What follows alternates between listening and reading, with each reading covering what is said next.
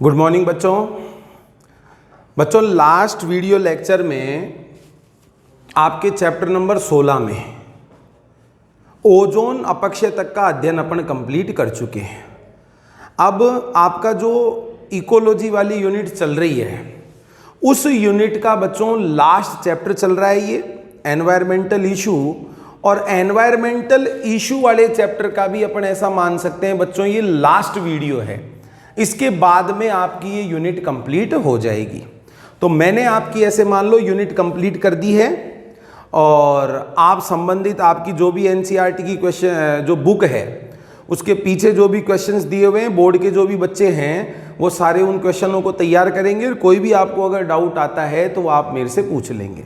और जो भी बच्चों नीट की जो भी तैयारी कर रहे हैं, ठीक है, उनको चाहे वो 12th के साथ कर रहा हो चाहे वो 12th के बाद कर रहा हो, उन सभी बच्चों को बच्चों जो भी स्टडी मटेरियल प्रोवाइड करवाया गया है उसके साथ में क्वेश्चन बैंक दिए गए हैं।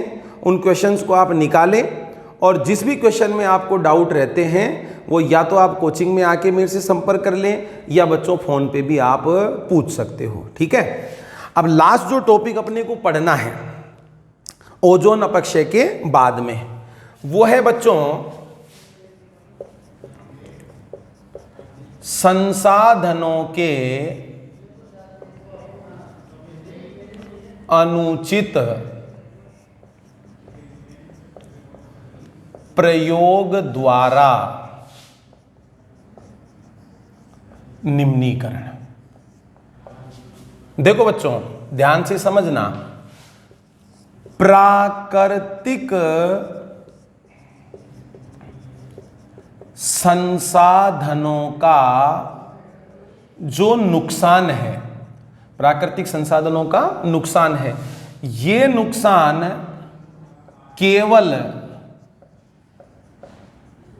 प्रदूषण ही नहीं अपितु संसाधनों के अनुचित उपयोग के कारण भी होता है। तो हमको ये नहीं सोचना चाहिए कि साहब प्राकृतिक संसाधनों को जो नुकसान हो रहा है वो केवल पर्यावरण की प्रदूषण की वजह से ही हो रहा है। उनका अगर अपन गलत तरीके से यूज करते हैं तो भी उन प्राकृतिक संसाधनों का निम्नीकरण हो रहा है, उनमें कमी आ रही है। अब देखो बच्चों गलत तरीके से यूज करने से क्या क्या नुकसान हो रहा है तो ध्यान से समझते हैं अपन। मृदा अपरदन व मरुस्थलीकरण, दो नुकसान तो ये अपन मान सकते हैं, मृदा अपरदन व मरुस्थलीकरण। तो देखो बेटा सबसे पहले अपन देखते हैं सोइल इरोजन या मृदा अपरदन। तो बच्चों ध्यान से समझना है मृदा अपरदन होता क्या है। मृदा की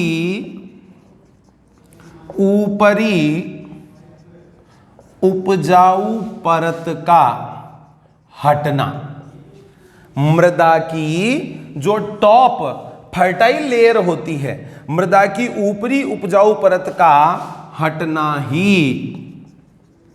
मृदा अपरदन कहलाता है, मृदा अपरदन कहलाता है।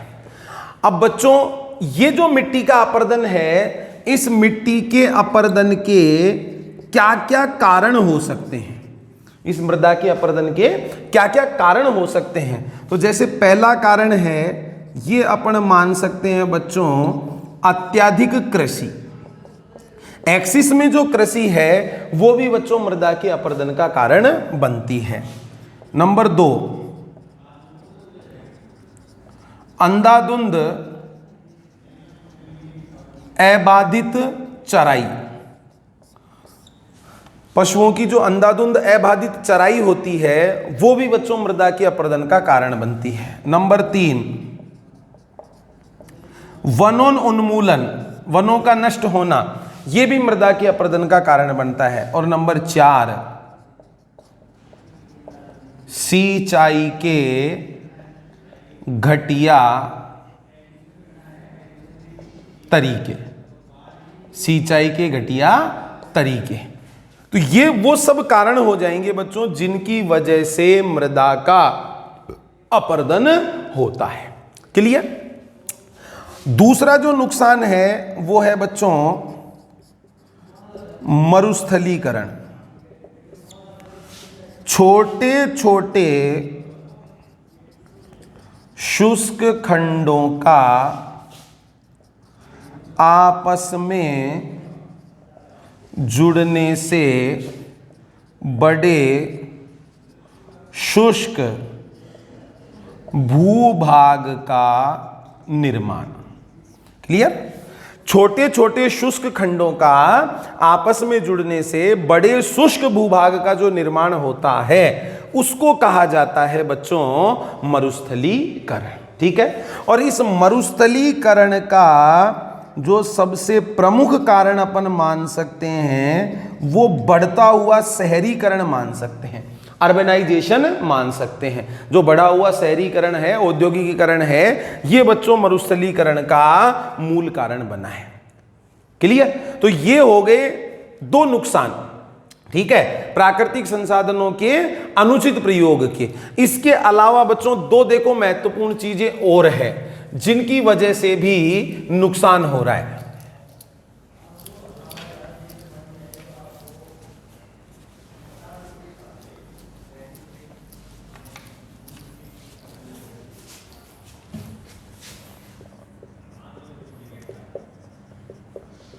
जलाक्रांति तथा लवणता। जलाक्रांति तथा लवणता। ध्यान दो बच्चों, जल के सही निकास के बिना सिंचाई के कारण, जल के सही निकास के बिना सिंचाई के कारण मृदा अत्यधिक जलयुक्त बन जाती है। ठीक है। जल के सही निकास के बिना सिंचाई के कारण मृदा अत्यधिक जलयुक्त बन जाती है। इसी स्थिति को क्या कहा जाएगा? जलाक्रांति या जलाक्रांति युक्त मृदा। ठीक है। तो बच्चों पानी जो होता है वो पानी परमानेंट भरा हुआ रहता है, ऐसे बाढ़ जैसी, कीचड़ दलदल जैसी स्थिति बनी हुई रहती है, वो बच्चों पेड़ पौधों वनस्पतियों के लिए ज्यादा नुकसानदायक होती है। अब देखो, लगातार पानी भरे रहने से जल में उपस्थित लवणों के कारण मृदा पर परपटी परत बन जाती है। अब वो परत बच्चों किनकी होती है? लवणों की।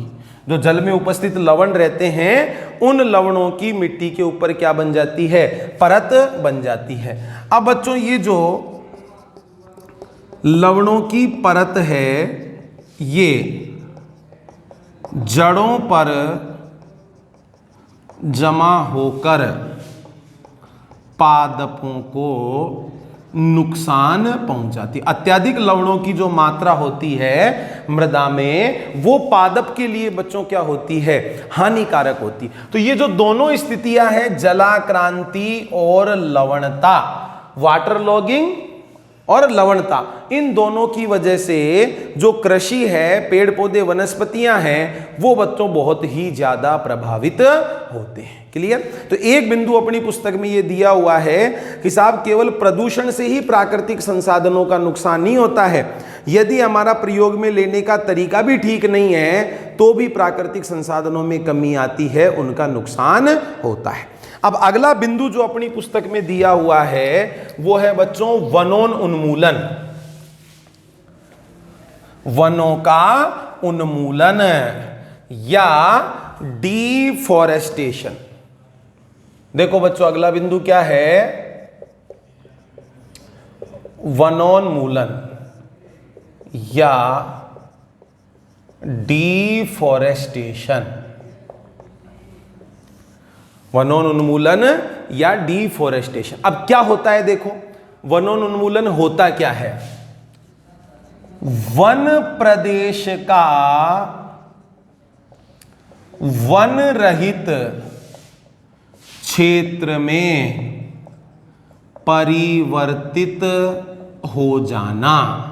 ध्यान से समझेंगे, वन प्रदेश का वन रहित क्षेत्र में परिवर्तित हो जाना, इस प्रक्रिया को ही बच्चों क्या कहा जाता है? वनोन्मूलन कहा जाता है। अब ध्यान देंगे, एक आकलन के अनुसार, यदि एक आकलन के अनुसार देखा जाए, शीतोष्ण क्षेत्रों में वनोन्मूलन हुआ है लगभग 1%।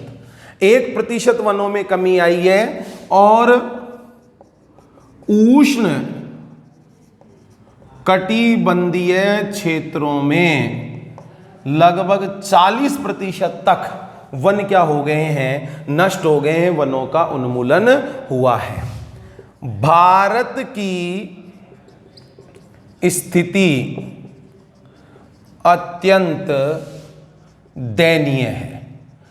वनोन्मूलन के हिसाब से अगर देखा जाए तो बच्चों भारत की स्थिति बहुत ही ज्यादा दयनीय है। कैसे? अब अंदाजा लगा के देखो, भारत में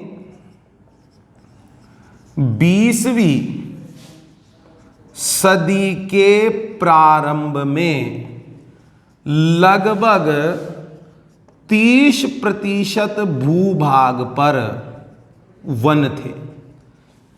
ये जो 20वीं सदी प्रारंभ हुई थी, इसके प्रारंभ में अगर इंडिया का स्टेटस देखा जाए वनों का, तो लगभग 30% भूभाग पर क्या थे? वन थे, जो 20वीं शताब्दी के अंत तक घटकर 19.4% भूभाग पर ही रह गए। केवल कितने भाग पर रह गए बच्चों? 19.4% भूभाग पर ही रह गए। अब सोच के देखो, पहले ही 30% भूभाग पर थे और उनमें से भी घटकर 19.4% भूभाग पर ही रह गए। अगर अपन ध्यान में रखें, नेशनल फॉरेस्ट पॉलिसी, राष्ट्रीय वन नीति, ये बनाई गई थी बच्चों 1988 में। वनों के उत्थान के लिए जो ये राष्ट्रीय वन नीति थी, ये 1988 में वनों के उत्थान के लिए बनाई गई थी।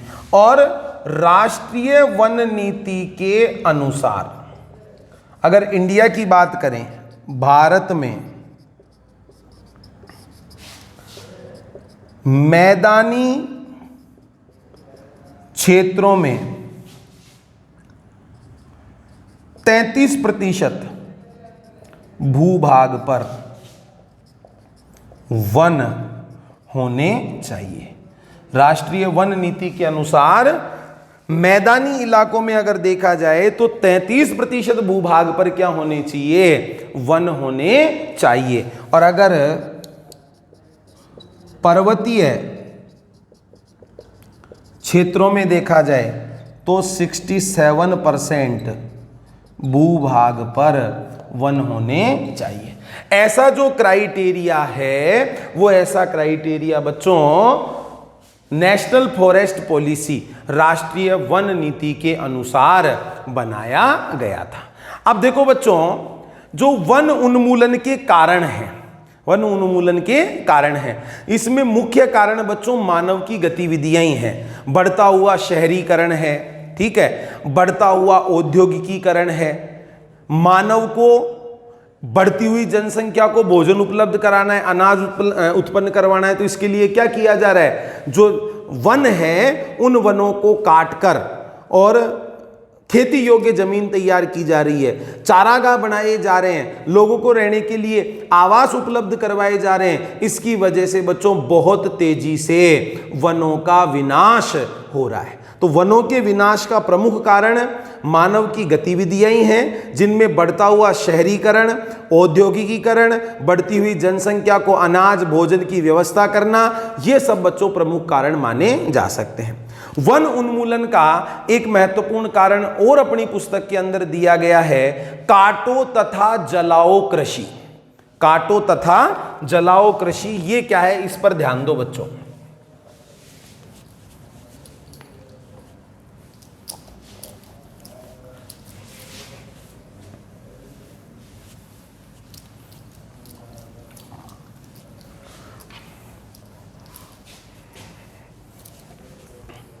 देखो,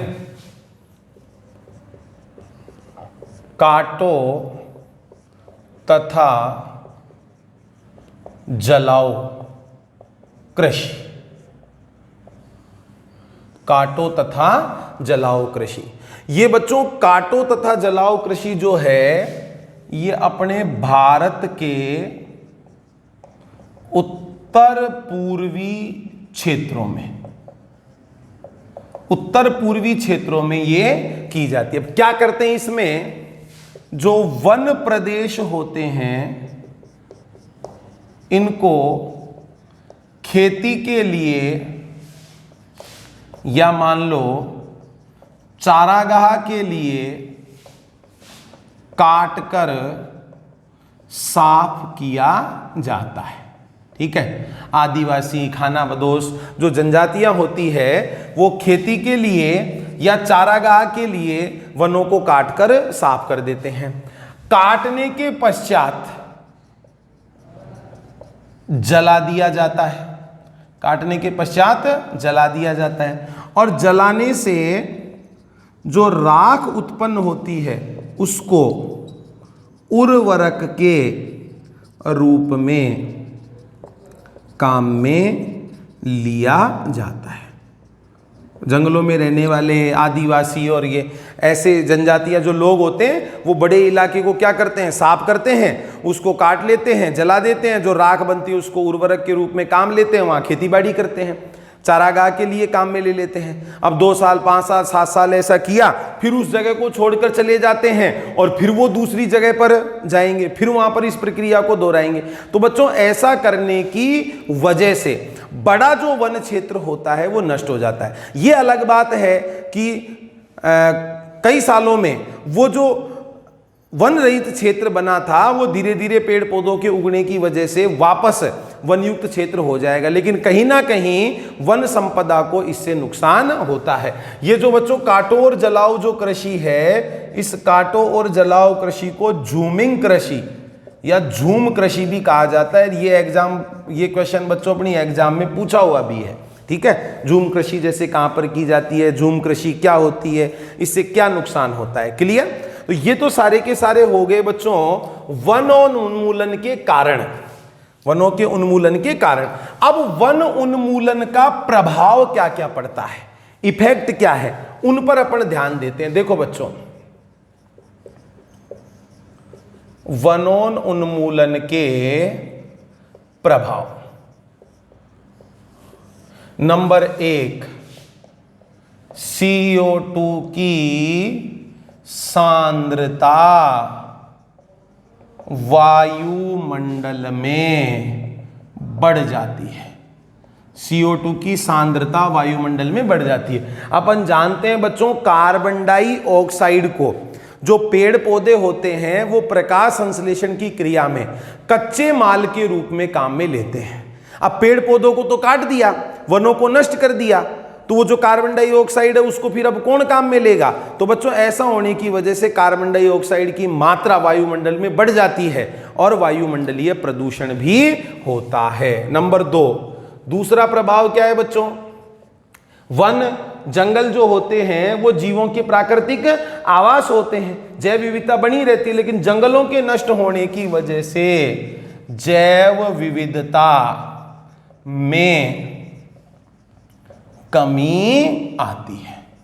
जंगलों के वनों के नष्ट होने से जैव विविधता में क्या आती है बच्चों? कमी आती है। नंबर 3,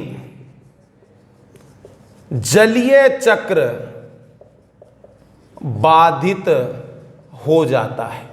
जो हाइड्रोलॉजिकल साइकिल होती है, जलीय चक्र होता है, वो जलीय चक्र बच्चों क्या होता है? डिस्टर्ब होता है। नेक्स्ट नंबर 4, मृदा का अपरदन होता है। पीछे मैं आपको बता भी चुका, मृदा अपरदन के जो कारण हैं उनमें एक कारण ये भी था बच्चों, वनों का उन्मूलन।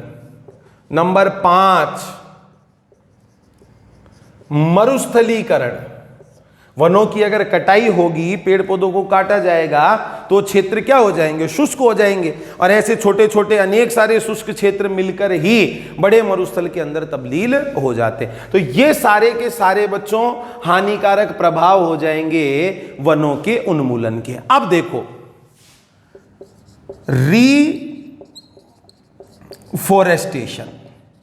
रीफॉरेस्टेशन, पुनर्वनीकरण।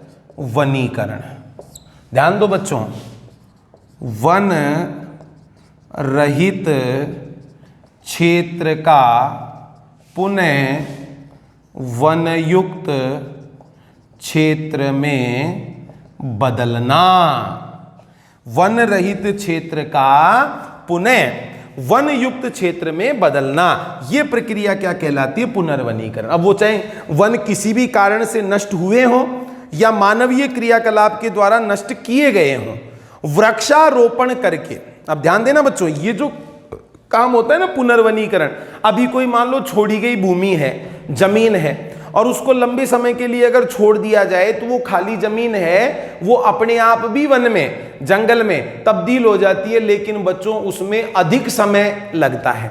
और अगर हम वृक्षारोपण करें, उन वृक्षों का ध्यान रखें, तो बच्चों ये जो वनीकरण का कार्य है, ये वनीकरण का कार्य कम समय में हो सकता है, इसको तीव्र किया जा सकता है। तो पुनर्वनीकरण भी ऐसे मान लो बच्चों प्राकृतिक रूप से होने वाली घटना है, लेकिन उस छोड़ी गई जमीन को ऐसे की ऐसे छोड़ना पड़ेगा, कुछ भी काम में ना ले तब होगा, और उसमें सैकड़ों हजारों वर्षों का समय लग जाता है। तो उस प्रक्रिया में तेजी लाई जा सकती है, क्या करके? वृक्षारोपण करके। तो हमें अधिक से अधिक वृक्षारोपण करना चाहिए और अपनी इस प्रकृति में, अपने इस संसार में वनों की मात्रा को बढ़ावा देना चाहिए, जैसे जैव विविधता भी बनी रह सके, हमारा वातावरण भी कम प्रभावित हो, कम प्रदूषण हो और हमको अधिकाधिक लाभ मिल सके। अब देखो बच्चों, पेड़ पौधों को, वनों को बचाने के लिए खूब सारे लोगों ने अपने प्राण भी दांव पर लगा दिए। खूब सारे लोगों ने महत्वपूर्ण भूमिका निभाई है वनों को, जंगलों को बचाने की, तो उनके बारे में भी अपनी पुस्तक में दिया गया है। और भारत सरकार के द्वारा क्या प्रयास किया जा रहा है, यह भी बच्चों अपनी पुस्तक के अंदर दिया गया। तो वनों को बचाने के लिए क्या क्या प्रयास किए गए हैं, उनका अपन अध्ययन करते हैं।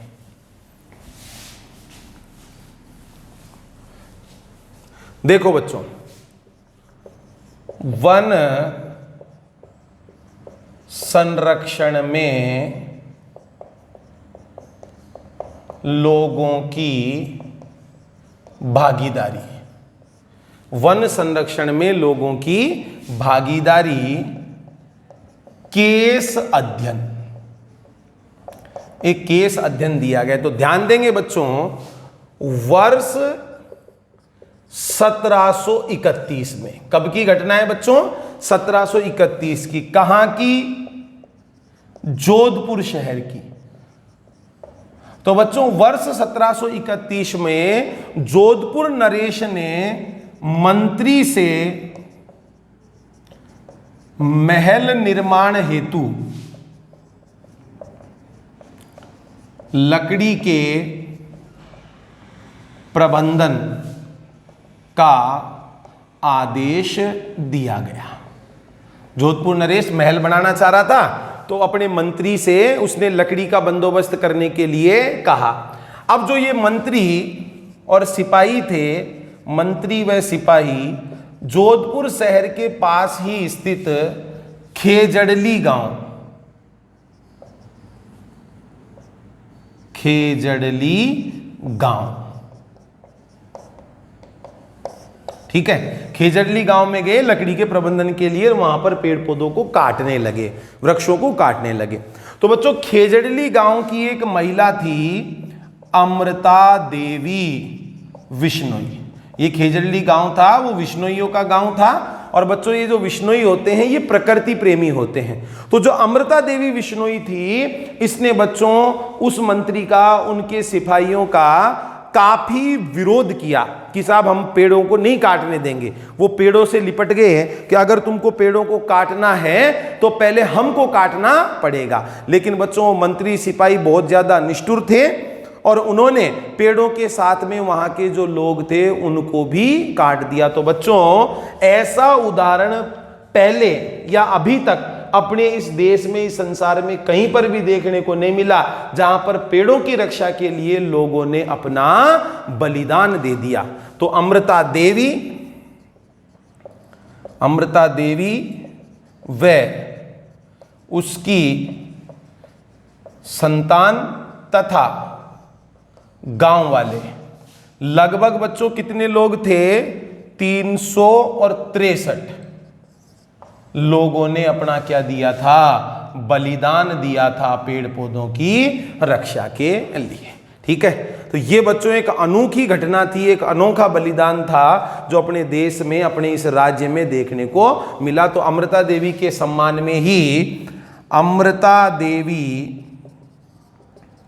वन्य जीव संरक्षण पुरस्कार अपनी राजस्थान सरकार के द्वारा दिया जाता है। अमृता देवी वन्य जीव संरक्षण पुरस्कार। ठीक है, उन समूहों को, पर्टिकुलर लोग भी हो सकता है, कोई समुदाय भी हो सकता है जो विशेष कार्य करते हैं, वन्य जीवन को, पेड़ पौधों को, जंतुओं को बचाने के लिए कोई विशेष कार्य करते हैं, ऐसे समुदाय या ऐसे लोगों को ये अमृता देवी वन्य जीव संरक्षण पुरस्कार दिया जाता है। इसी तरीके का इंदिरा प्रियदर्शनी पुरस्कार भी बच्चों भारत सरकार के द्वारा भी दिया जाता है। तो एक प्रयास तो ये हो गया वन संरक्षण का। दूसरा देखो बच्चों, चिपको आंदोलन। ये जो चिपको आंदोलन था ये हुआ था बच्चों कब? 1974 में हिमालय के गढ़वाल क्षेत्र में। 1974 में हिमालय के गढ़वाल क्षेत्र में हुआ था। किसकी अगुवाई में? सुंदरलाल बहुगुणा। सुंदरलाल बहुगुणा की अगुवाई में यह आंदोलन हुआ था। तो वहां के लोगों ने भी बच्चों पेड़ पौधों पर चिपक कर और उनको बचाया था, इसलिए इस आंदोलन को चिपको आंदोलन के नाम से जाना जाता है। और नंबर 3, जॉइंट फॉरेस्ट मैनेजमेंट, संयुक्त वन प्रबंधन। ये बच्चों 1990 के दशक में, 1990 के दशक में भारत सरकार के द्वारा जो स्थानीय समुदाय है, वनों में जो स्थानीय लोग रहते हैं, उनकी भूमिका को समझते हुए भारत सरकार ने ये जॉइंट फॉरेस्ट मैनेजमेंट प्रोग्राम चलाया था। ठीक है, और वहां के लोगों को रखा गया था जो वनों में, जंगलों में प्राकृतिक रूप से जो लोग रहते थे। ठीक है, सरकार ने और उन्होंने मिलजुल कर वनों की सुरक्षा का जिम्मा उठाया था। साथ में उन वनों में, जंगलों में रहने वाले जो लोग थे, उन वनों के उत्पादों को बेचकर वो अपनी आजीविका भी चला लेते थे। नहीं, अभी लकड़ी वगैरह मान लो, इमारती काष्ठ है, कोई गोंद है, रबर है, ऐसी चीज़ों से वो आय भी प्राप्त कर लेते थे और साथ साथ वो वन, जंगलों वगैरह इनको बचाने का भी कार्य करते थे। तो इस तरीके से बच्चों ये आपका जो चैप्टर नंबर 16 है, पर्यावरणीय मुद्दे, ये कंप्लीट होता है। आपकी एनवायरमेंटल बायोलॉजी वाली या इकोलॉजी वाली जो यूनिट है ये भी बच्चों कंप्लीट होती है। अब आराम से आप एनसीईआरटी की थ्योरी को पढ़ें, संबंधित जो प्रॉब्लम्स हैं उन प्रॉब्लम्स को, क्वेश्चंस को आप निकालें और फिर भी अगर कोई डाउट रहता है तो वो आप मेरे से पूछें। यहाँ पर कोचिंग में आकर भी पूछ सकते हो और बच्चों फ़ोन पर व्हाट्सअप या कॉल करके भी आप पूछ सकते हो, ठीक है। इसके अलावा कुछ इंपॉर्टेंट पॉइंट और हैं इस चैप्टर से संबंधित, वो भी बच्चों मैं आपको समझा देता हूँ।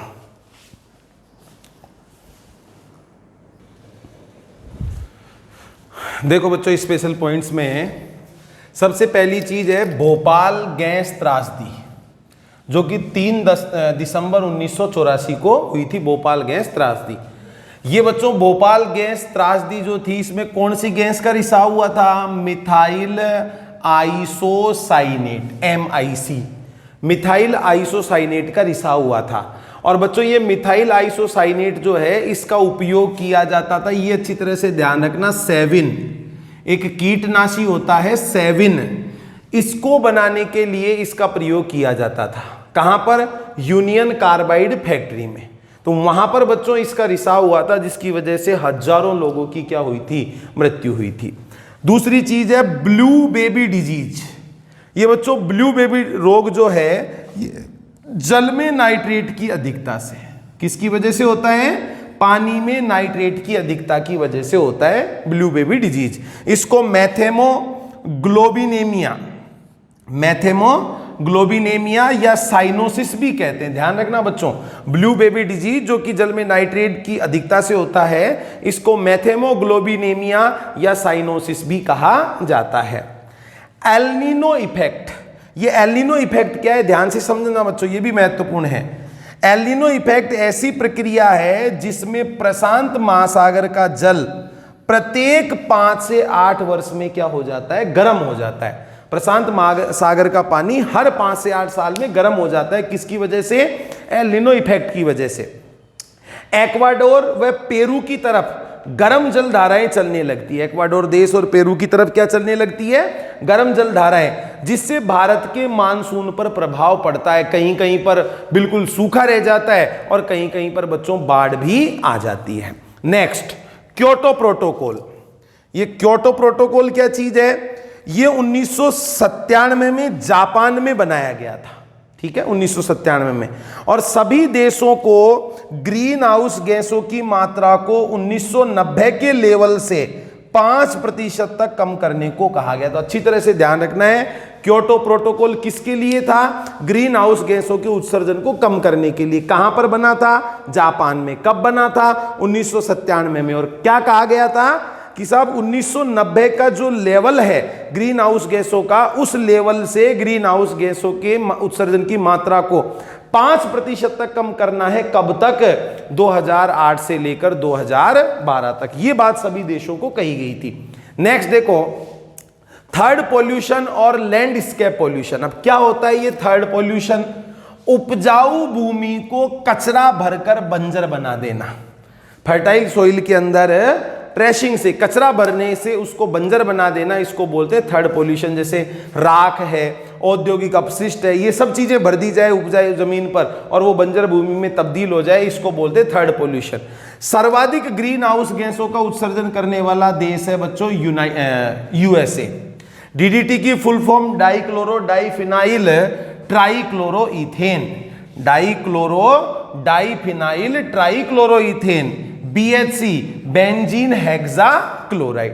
ये दो चीजें और महत्वपूर्ण है बच्चों, अपनी बुक में तो कहीं पर मेंशन की हुई नहीं है, फिर भी पूछी जा सकती है। ये शहरों के नाम के आधार पर है। Los Angeles smog, Los Angeles कोहरा, या इसको प्रकाश रासायनिक कोहरा भी बोलते हैं, फोटोकेमिकल स्मॉग भी बोलते हैं। क्या हुआ था देखो, जब वायु धारा का अभाव होता है तब बच्चों ये कोहरा हटता नहीं है, काफी लंबे समय तक बना रहता है। कैसे बना? ओजोन व नाइट्रोजन ऑक्साइड का स्तर अधिक होने पर, ओजोन व नाइट्रोजन ऑक्साइड का स्तर अधिक होने पर प्रदूषकों पर सूर्य के प्रकाश की क्रिया से बनने वाली धुंध है ये, ठीक है। ओजोन व नाइट्रोजन ऑक्साइड का माना स्तर अधिक है, प्रदूषकों पर सूर्य के प्रकाश की क्रिया से बनने वाली धुंध होती है, जो परमानेंट बनी रहती है हवा ना चलने की वजह से। देखो HC हाइड्रोकार्बन और नाइट्रोजन ऑक्साइड ये क्रिया करते हैं प्रकाश की उपस्थिति में और बनता है बच्चों PaN, परऑक्सी एसाइल नाइट्रेट। ये चैप्टर जब मैंने स्टार्ट किया था तब भी मैंने आपको सेकेंडरी पोल्यूटेंट्स की कैटेगरी में बताया था। ये प्राइमरी पोल्यूटेंट्स है, प्राथमिक प्रदूषक है, और इनकी रासायनिक अभिक्रिया से बनते हैं सेकेंडरी प्रदूषक। एक है बच्चों लंदन स्मोग। कोयले के अत्यधिक प्रयोग से शहर पर कोहरे की एक मोटी परत बन गई थी, ठीक है, काफी लंबे समय तक कोयले के अत्यधिक प्रयोग से शहर पर कोहरे की एक मोटी परत बन गई। और ठंडे मौसम में जब हवा नहीं चल रही होती है तब वायु प्रदूषकों के जमाव से ये काम होता है, जिसको कहा जाता है लंदन स्मोग। ये रिपोर्ट किया गया था। ये बच्चों आपका चैप्टर नंबर 16 कंप्लीट है, इकोलॉजी वाली यूनिट कंप्लीट है। Thank you.